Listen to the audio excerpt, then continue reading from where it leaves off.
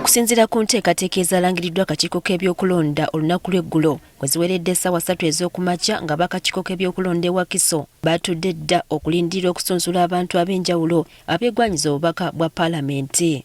N'abadde baagala okusunsula enkoko baagikutte mumwa era akakiiko kabadde kakola butaweera okulaba nga buli omu azze asunsulwa.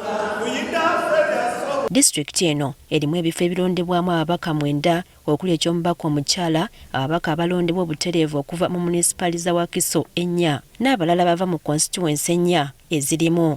Abeegwanyiza eky'omubaka omukyala be basoose mu nsiike era nga we buzibidde nga bakyala 8 be basunsuddwa.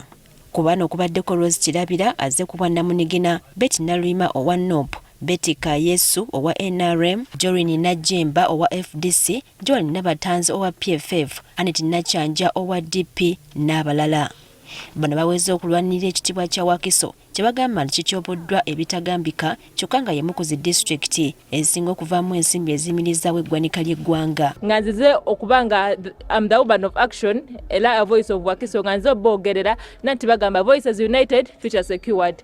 Abazzeeko okusunsulwa be baagala eky'omubaka wa munisipali ey'Entebbe nga bayingidde mu bitabo by'akakiiko k'ebyokulonda olunaku olwaleero kubaddeko Kakembo Michael owa DF, Irene Melinda Nantumbwe owa Ecological Party, Stephen Shaka owa NRM, Joyce Nabatta owa NOP n'abalala. Bano balumiriza ababaka ababaddeyo okwefuula kyesirikidde nga bannantebe ennaku ebayonka butaaba.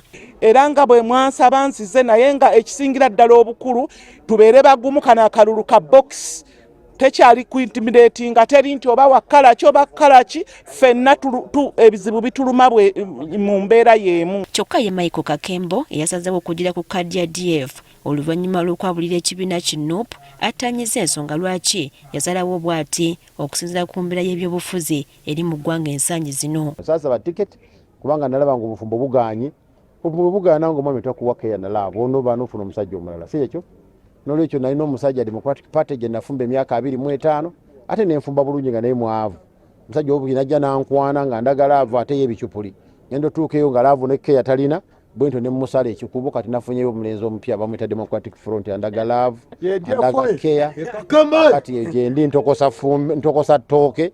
Abazze mu nsiike be baagala ekifo ky'omubaka wa Makindye Ssaabagabo nga ku bano kubaddeko Isaac Muzeyi owa FDC, David Serukenya owa NOP, Joshua Makula owa PFF, Godfrey Smanga Kabuzi nga yazze ku bwannamunigina n'abalala. Olwekyo munzikirize mbuukenamu bano baawedde dda Mukama akikoze neera era njagala kusuubiza bannassaabagabo nti nga bwe mbadde omusaale mu kuteesa ku fulo ya Parliament mukimanyi nze nayisa okusazaamu ifreeze penalties. Ku ssaawa 7 ez'emisana abeegwanyiza eky'obubaka bwa munisipali ey'e Nansana nabo babadde bagobye dda bumale okubadde Florence Kintu aze ku bwannamunigina, Ramadhan Mutebi aze ku bwannamunigina, Zambali Brasio Mukasa owa NOP, Henry Lubawa owa DF, Stephen Kaweesa aze ku bwa Independent n'abalala. Suubiza olwaleero nzise okulwana olutalo.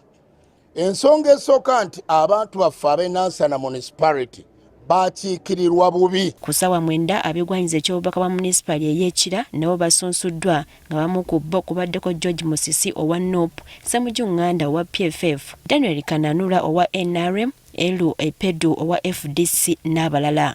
Bano bategeezezza nga bakooye abantu abakola ogw'okwogera obwogezi kyokka ne balema okusembeza abantu abaabalonda naddala nga bakola ku nsonga ezibaluma. Abantu balowooza nti obeera memba wa Paalamenti olina kutwalayo mukeeka. Ebintu ebindese mu kira kwe kulaba nti munakira abeerako n'essanyu. Okusinziira ku Robert Musinguzi akulira akakiiko k'ebyokulonda olunaku olusoose lutambudde bulungi wabula n'agumya bonna abadde balina okusunsula olwaleero ne batatuuka nti olunaku olw'enkya enkoko bagikwate mumwa. The commission gazetted 2 days. That is today the 22nd and tomorrow the 23rd.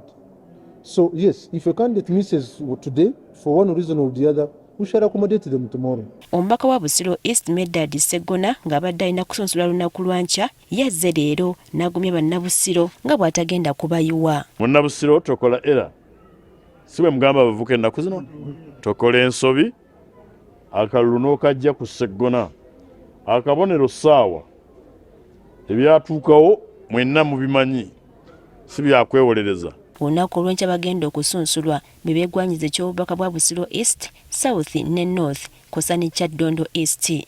Priska Namulema agafeeyo ku Spark TV.